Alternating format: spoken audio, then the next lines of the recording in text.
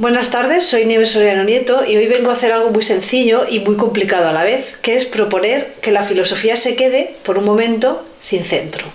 Y este es el homenaje que voy a hacer al Día Mundial de la Filosofía. No hablo solo de un centro geográfico, no se trata de sustituir Atenas por Kioto, París por Benarés o Europa por Oriente y ya está, sino que es algo más allá, más profundo, dejar de creer, digamos, que existe un solo modo legítimo de pensar filosóficamente, una sola forma de la razón y un único camino hacia la verdad.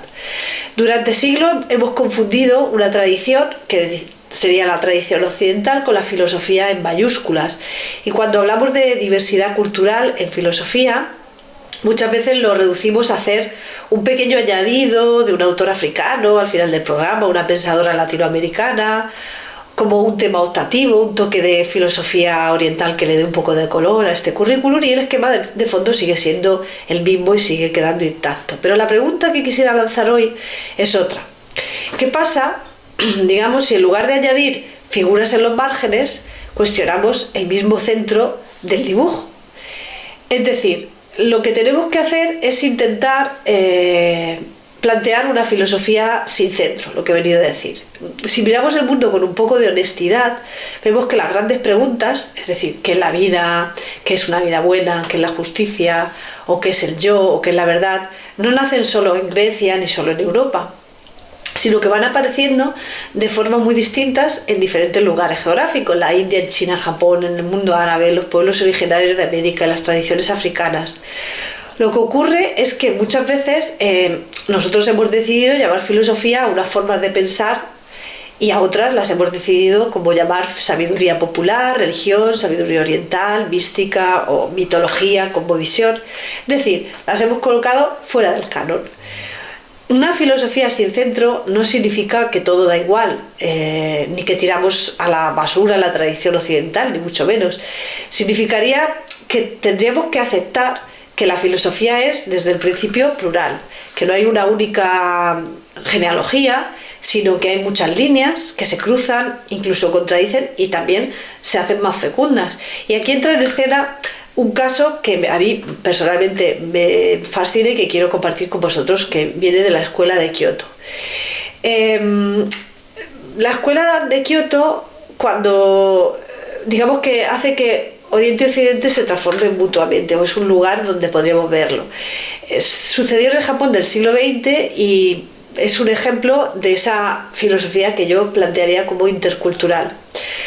Fue fundada por Kitaro Nishida, que nació en 1870 y murió justo en 1945, una fecha clave, y fue profesora en la Universidad Imperial de Kioto. Lo importante no es la biografía, sino que su gesto filosófico. Nishida no se limitó a hacer una filosofía occidental en japonés, porque obviamente estudió a los alemanes, ni tampoco se limitó a repetir a los budistas con un traje académico, sino que intentó crear un espacio nuevo donde el pensamiento se encontrara, se encontrara la tradición filosófica occidental con la cultural japonesa, ¿no?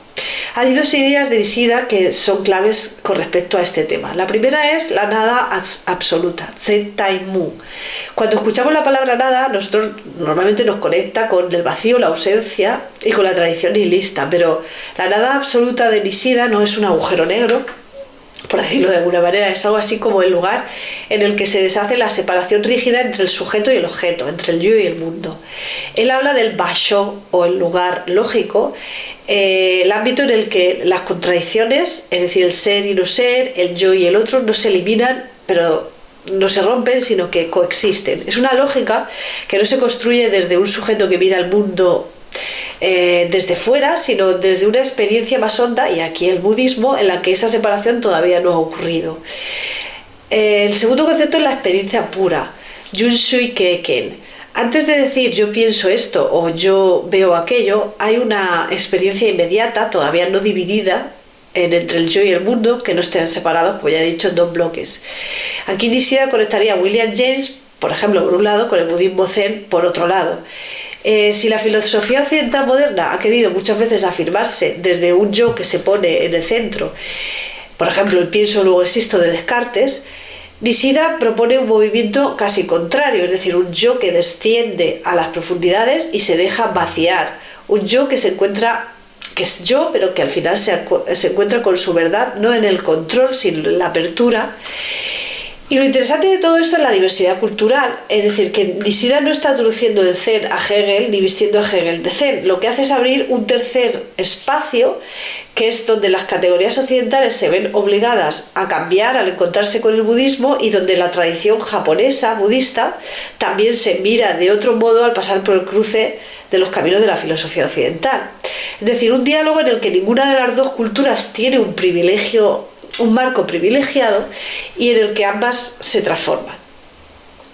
¿Y qué nos enseña, digamos, este ejemplo si pensamos la filosofía desde la diversidad cultural?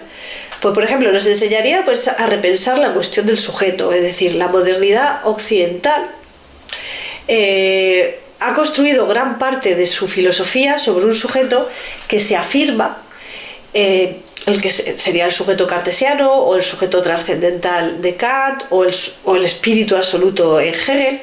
Y desde la filosofía japonesa aparece otra posibilidad, que es un sujeto que se encuentra a sí mismo al negarse, al dejar de ocupar el centro, no un yo aislado y autosuficiente, sino envuelto por esa nada, por ese lugar más amplio que lo desborda. Esto resuena también en otras tradiciones, muchísimas, de la filosofía latinoamericana, indígena, incluso de la africana, ¿no? En el Ubuntu, soy porque somos nosotros, es decir, pensar el sujeto desde la comunidad y la historia concreta. Cuando miramos el Zen o el yoga o el taoísmo, vemos ahí la filosofía no solo como una teoría, sino también como una práctica, una disciplina, una forma de vida. Y no se reduce la filosofía a escribir tratados, sino a transformar la manera también en la que nos relacionamos. El filósofo francés Pierre Hadot nos recordó que en la antigüedad occidental también es así, es decir, en el cinismo, por ejemplo, el epicureísmo o el estoicismo, son ejercicios, digamos, de formas de vivir. El diálogo intercultural nos pone un espejo delante, y quizás la profesionalización académica ha hecho que olvidemos esta dimensión práctica y necesitemos reaprenderla, y escuchando, ya que nos ponemos, otras tradiciones. Por tanto, la filosofía intercultural no busca una supersíntesis final que lo resuelva todo, como si al final fuéramos a encontrar la teoría definitiva que concilia Oriente, Occidente y África y América Latina de una vez por todas. Más bien se trata de lo contrario, de aceptar que la filosofía es polifónica, que muchas ontologías existen y que existen diferentes escalas de valores, y que no es que no haya unidad, pero la unidad no consiste en hacer desaparecer las diferencias, sino en sostenerlas en cierta relación. En América Latina, autores de la filosofía intercultural hablan de la coautonomía de las personas y la cosoberanía de las culturas, y considero que es una fórmula bastante potente. Significa en el fondo que ninguna cultura puede arrogarse el monopolio de la razón, ni convertirse en juez supremo de las demás. No hay una cultura que posea la filosofía y otras que solo aporten folclore o sabiduría informal.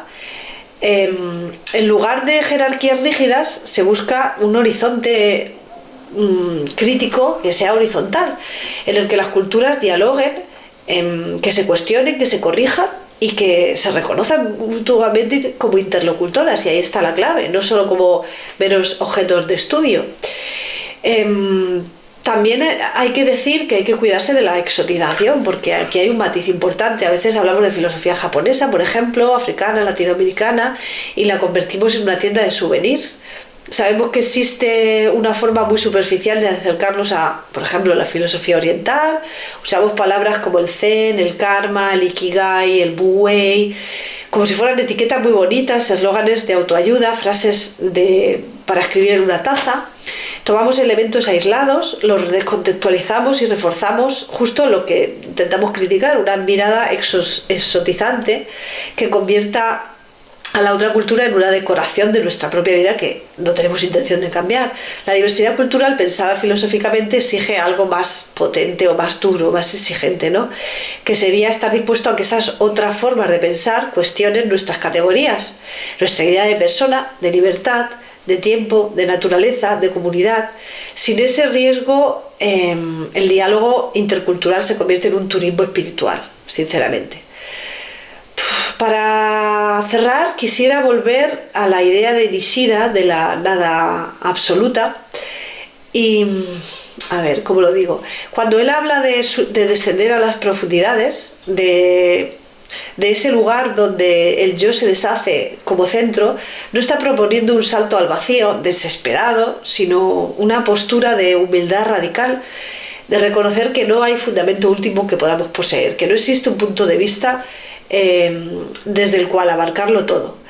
Para mí, personalmente, pensar la filosofía y la diversidad cultural hoy pasa por algo parecido, y es algo verdaderamente urgente. Hay que reconocer que nuestra historia de la filosofía está llena de silencios, de exclusiones, de grietas. Hay que aceptar que no podemos volver a un pasado puro que ni siquiera existió, un pasado filosófico puro que ni siquiera existió. Y tenemos que atrevernos a recontar la historia desde un lugar sin centro, incorporando voces y experiencias que antes quedaron totalmente fuera. Y esto no es un relativismo absoluto, sino un pluralismo radical. Es entender que cada tradición aporta sus intuiciones, sus preguntas, sus prácticas, sus respuestas, y que enriquecen al conjunto del pensamiento humano, y que en ningún momento vamos a agotar la verdad. Me gustaría imaginarlo así: no una filosofía que asciende soberanamente hacia una única cima, sino muchas sendas que descienden hacia las profundidades de la experiencia, y ahí, en ese fondo compartido, donde el yo deja de ocupar el centro, las culturas se encuentran. Tal vez una filosofía sin centro sea precisamente la condición para un diálogo verdaderamente intercultural, un diálogo en el que Atenas y Kioto, Abya-Yala y África, o las tradiciones indígenas y la academia contemporánea se sienten y se sientan en la misma mesa, sin saber de antemano quién tiene la última palabra. Si hoy, aunque sea por unos minutos, conseguimos mover un poco ese centro, ya habrá merecido la pena. Muchas gracias.